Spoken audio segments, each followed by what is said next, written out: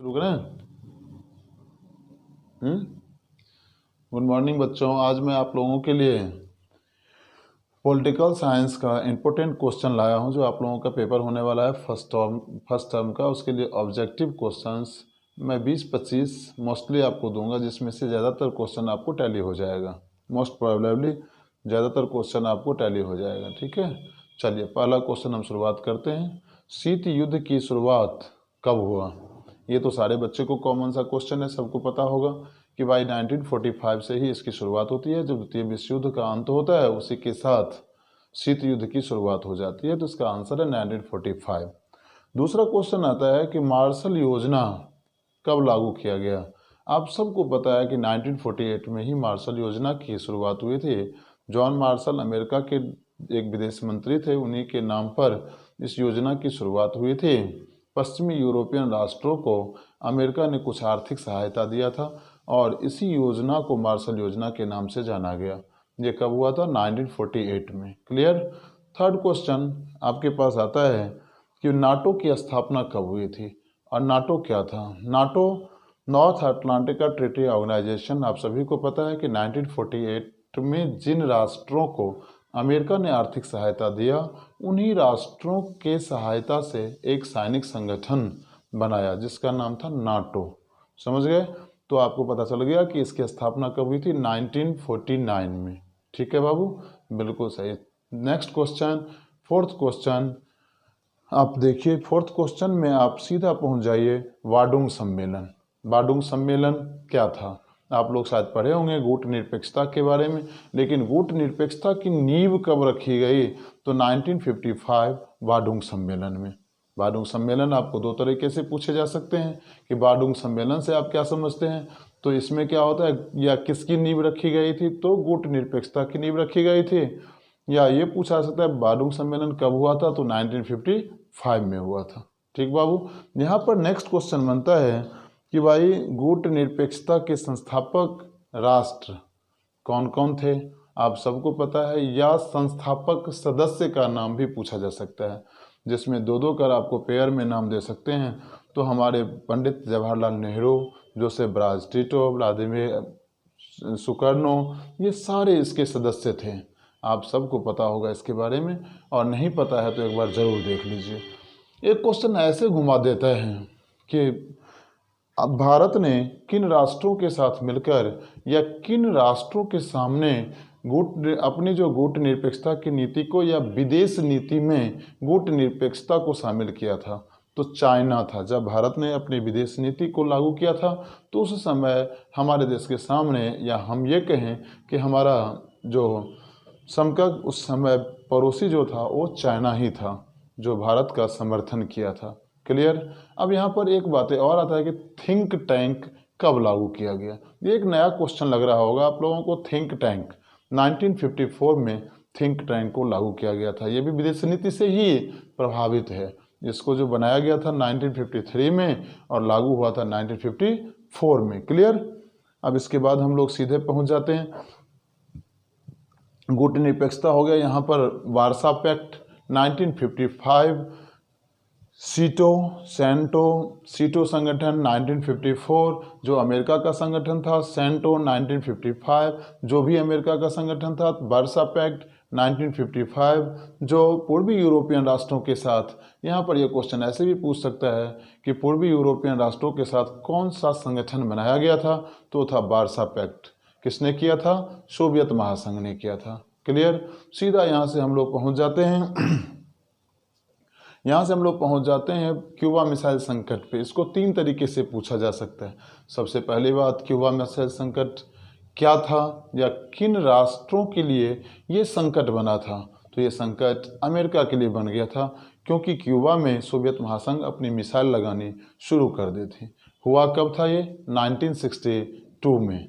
यहाँ पर एक प्रश्न और बनता है कि भाई क्यूबा मिसाइल संकट के बाद विश्व में क्या परिवर्तन आया? तो यहाँ पर आता है कि द्वैतता और बढ़ गई, कम हो गई। इस तरह से ऑप्शन दे सकते हैं घुमाकर, लेकिन आप लोग लिखेंगे कि यहाँ पर द्वैतता जो थे वो कम हो गई, जिसको हम लोग वेदांत के नाम से जानते हैं। यहाँ पर यह क्वेश्चन अलग सेपरेट करके भी पूछ सकता है कि वेदांत क्या था। तो शीत युद्ध में आई कमी को ही वेदांत के नाम से जाना गया। क्लियर, समझ में आ रहा है आप लोगों को। नेक्स्ट यहाँ पर हम लोग एक बात और देख लेते हैं कि जो गुटनिरपेक्षता की संधि, पहली शिखर सम्मेलन कब और कहाँ हुआ था। तो ये बेलग्रेड में हुआ था 1961 में, जिसमें 25 नेशंस पार्टिसिपेट किए थे, भागीदारी किया था। कब हुआ था? 1961 में। कहाँ हुआ था? बेलग्रेड में। समझ गए? बिल्कुल सही बात। इससे आगे बढ़ते हैं हम लोग। 1963 में ही आप लोगों से फिर क्वेश्चन पूछेगा कि LTBT समझौता, लिबरेशन टेस्ट बैन ट्रीटी, या PTBT, इसी को PTBT के नाम से भी हम लोग जानते हैं, पार्शियल टेस्ट बैन ट्रीटी। दोनों जो ट्रीटी था, दोनों ये 1963 में ही हुआ था। आप लोगों से अगर कोई पूछेगा कि ये कब हुआ, आपके क्वेश्चन में ज़रूर आएंगे इससे संबंधित क्वेश्चन। इसका फुल फॉर्म पूछ सकता है, ये कब हुआ था ये पूछ सकते हैं। तो आप इसको ईजिली वे में डिस्क्राइब कर सकते हैं कि 1963 में लागू हुआ था। और इसको लागू करने वाले जो राष्ट्र थे वो थे अमेरिका, सोवियत महासंघ, ब्रिटेन, फ्रांस, यही सारे राष्ट्र थे। क्लियर। इससे आगे बढ़ते हैं। NPT, न्यूक्लियर नॉन प्रोलिफेरल ट्रीटी, इसको कब लागू किया गया? तो इसको लागू करने का समय था 1967 में। 1967 में ये लागू हुआ था, जिस पर भारत ने हस्ताक्षर नहीं किया था। मैं थोड़ा सा एक्सप्लेन भी करते जा रहा हूँ ताकि आप लोगों को किसी तरह की कन्फ्यूजन ना रहे कि भारत ने इस पर हस्ताक्षर नहीं किया था। क्यों नहीं किया था भारत हस्ताक्षर? क्योंकि भारत इसको एक जो है ना पक्षपातपूर्ण संधि कहा था। इसलिए पक्षपातपूर्ण संधि कहा था क्योंकि इसमें ये प्रावधान कर दिया गया कि जो न्यूक्लियर प्रोलिफेरल ट्रीटी थी, इसमें जिसके पास न्यूक्लियर वेपन्स थे वो रख सकते थे, लेकिन जिसके पास नहीं था वो अपनी सुरक्षा के दृष्टिकोण से भी इसको यूटिलाइज नहीं कर सकता था। इसीलिए भारत ने उस पर हस्ताक्षर करने से मना कर दिया था। इस क्वेश्चन को सेपरेट भी कर सकता है और ऐसे भी पूछ सकता है। क्लियर। इससे हम लोग थोड़ा सा और आगे बढ़ जाते हैं। भारतीय गुटनिरपेक्षता की आलोचना क्यों हुई और ये संधि कब हुआ था? इस तरह की संधि अगर पूछा जाए तो आप लोग लिखेंगे 1971 में भारत ने जब सोवियत महासंघ के साथ मित्रता की संधि किया तो यहाँ से भारतीय गुटनिरपेक्षता की आलोचना हुई। ना सिर्फ आलोचना पूरा विश्व किया, बल्कि अमेरिका ने भी आलोचना किया कि भाई ये तर्कसंगत नहीं था, क्योंकि भारत गुटनिरपेक्षता का संस्थापक राष्ट्र रहा था। इसीलिए भारतीय गुटनिरपेक्षता को भारत पर यह लांछना लग गया कि हो न हो किसी रूप में भारत ने सोवियत महासंघ का दामन थाम लिया था। लेकिन भारत अपना सफाया तभी दिया कि नहीं, ये मित्रता की संधि है, इसमें किसी भी तरह की गुटनिरपेक्षता का अनुपालन नहीं होता है। क्लियर। इससे आगे थोड़ा और बढ़ जाते हैं कि मिखाइल गोर्बाचेव सोवियत महासंघ के राष्ट्रपति कब बने? तो उन्होंने 1985 में राष्ट्रपति बने थे। और उन्होंने कौन कौन सी नीति को लागू किया? तो सबसे पहला नीति था पारिस्त्रोव और ग्लासनोस्त। पारिस्त्रोव खुलेपन और ग्लासनोस्त पुनर्रचना की नीति को लागू किए थे। ये दोनों ही नया था और सोवियत महासंघ की राजनीति में बहुत ही अनूठा था। क्लियर। यहाँ पर बातें आती है कि 1989 में ये शीत युद्ध का औपचारिक अंत क्यों माना गया? क्योंकि यहाँ पर बर्लिन की दीवार गिरा दी गई थी और जर्मनी का एकीकरण हो गया था। यहाँ पर मिखाइल गोर्बाचेव अपने आप को पूरी तरह से शीत युद्ध से बाहर कर दिए थे। ये इंडिकेशन यहाँ पे मिल चुका था। क्लियर। शीत युद्ध का अंत कब हुआ? तो 1991 में, जब सोवियत महासंघ का विघटन हो गया, उसी के साथ शीत युद्ध का पूर्ण अंत हो गया। क्लियर। यहाँ पर हम लोग फिर आगे बढ़ते हैं। दूसरा टॉपिक आप लोगों का है कि भाई संयुक्त राष्ट्र संघ से UNO, संयुक्त राष्ट्र संघ की स्थापना कब हुई? तो 24 अक्टूबर 1945 को संयुक्त राष्ट्र संघ की स्थापना हुई। इसमें 6 प्रमुख अंग हैं। इसमें प्रमुख अंग 6 हैं। आप लोगों से पूछ सकता है, एक एक अंग को मैं एक्सप्लेन कर देता हूं ताकि आप लोगों को किस तरह की दिक्कत ना हो। महासभा, सबसे ऊपरी अंग महासभा माना जाता है। महासभा का कार्य है कि अपने सभी अंगों पर नियंत्रण रखना, साथ ही साथ किस राष्ट्र को सदस्यता देनी है और किसको सदस्यता से वंचित करनी है, जो सुरक्षा परिषद की सलाह पर महासभा निर्धारित करेगा। क्लियर। दूसरा अंग है सुरक्षा परिषद। सुरक्षा परिषद का काम सबसे बहुत बड़ा वाइटल है, बहुत ज़्यादा उपयोगी है, क्योंकि सुरक्षा परिषद का काम है पूरी तरह से विश्व में शांति स्थापित करना। अगर शांति स्थापित करने के मार्ग में कोई राष्ट्र बाधा उत्पन्न कर रहे हैं तो उन पर सैनिक कार्रवाई भी करना। इसके 5 स्थायी सदस्य हैं और 10 अस्थायी सदस्य हैं।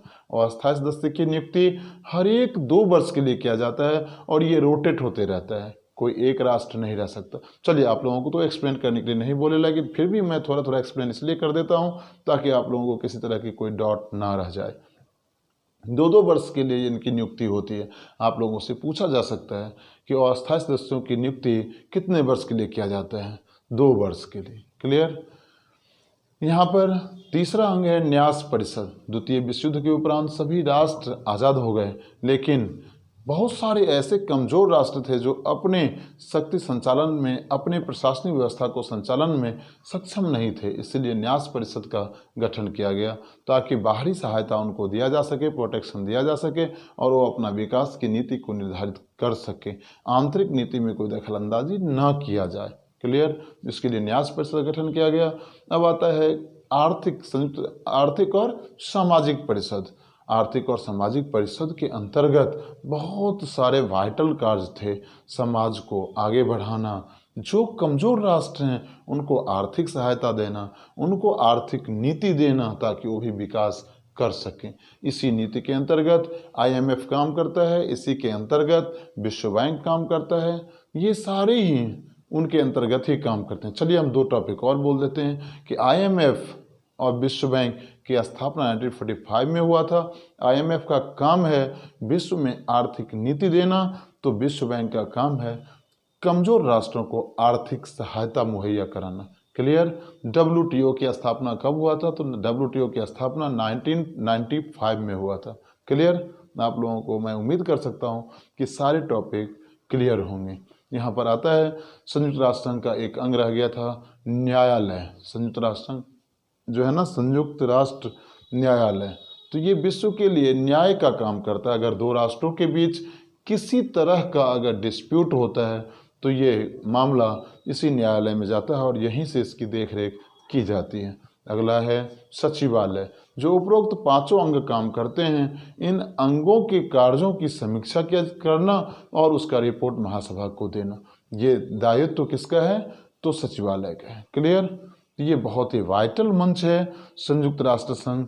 न सिर्फ इसलिए वाइटल है कि विश्व में शांति स्थापित करनी है, बल्कि इसलिए भी वाइटल है क्योंकि आज न सिर्फ संयुक्त राष्ट्र संघ विश्व में शांति स्थापित करने का काम कर रही है, बल्कि उसके साथ साथ विश्व व्यापार, विश्व पर्यावरण, विश्व व्यापार के साथ साथ पर्यावरण, विश्व सामाजिक न्याय, मानव अधिकार, प्रत्येक क्षेत्र में अपना हस्तक्षेप कर रही है।